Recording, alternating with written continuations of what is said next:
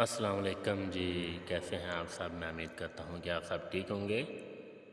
آج میں ایک نئے ویڈیو کے ساتھ آپ کے سامنے حاضر ہوا ہوں، اور اس ویڈیو میں سورۃ البقرہ کی آیت نمبر 17، 18، 19 اور 20 کی تلاوت کروں گا، اور ساتھ میں اردو ترجمہ بھی کروں گا۔ چلے جی ویڈیو کی جانب بڑھتے ہیں۔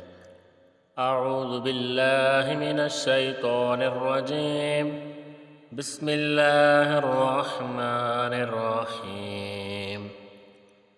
مثلهم كمثل الذي استوقد نارا فلما أضاءت ما حوله ذهب الله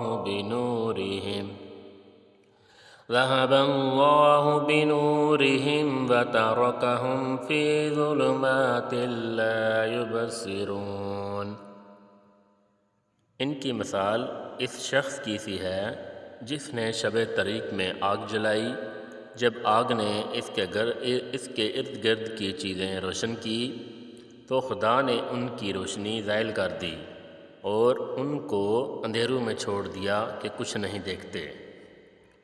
صم بکم عمی فہم لا یرجعون، یہ بہرے ہیں، گونگے ہیں، اندھے ہیں کہ کسی طرح سیدھے رستے کی طرف لوٹ ہی نہیں سکتے۔ او کصیب من السماء ظلمات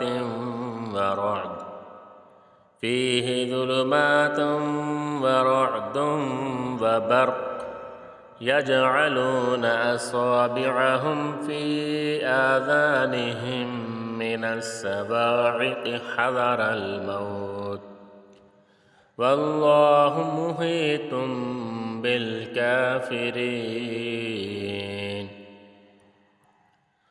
یا ان کی مثال مینگی سی ہے کہ آسمان سے برس رہا ہو اور اس میں اندھیرے پر اندھیرا چھا رہا ہو، اور بادل گرج رہا ہو اور بجلی کوند رہی ہو، تو یہ کڑک سے، موت کے خوف سے کانوں میں انگلیاں دے لیں، اور ان کافروں کو ہر طرف سے گھیرے ہوئے ہیں۔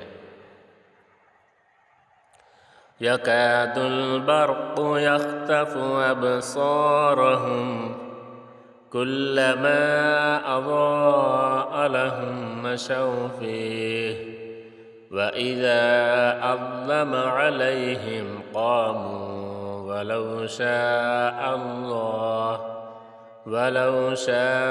اللَّهُ لَذَهَبَ بِسَمْعِهِمْ وَأَبْصَارِهِمْ إِنَّ اللَّهَ عَلَى كُلِّ شَيْءٍ قَدِيرٌ۔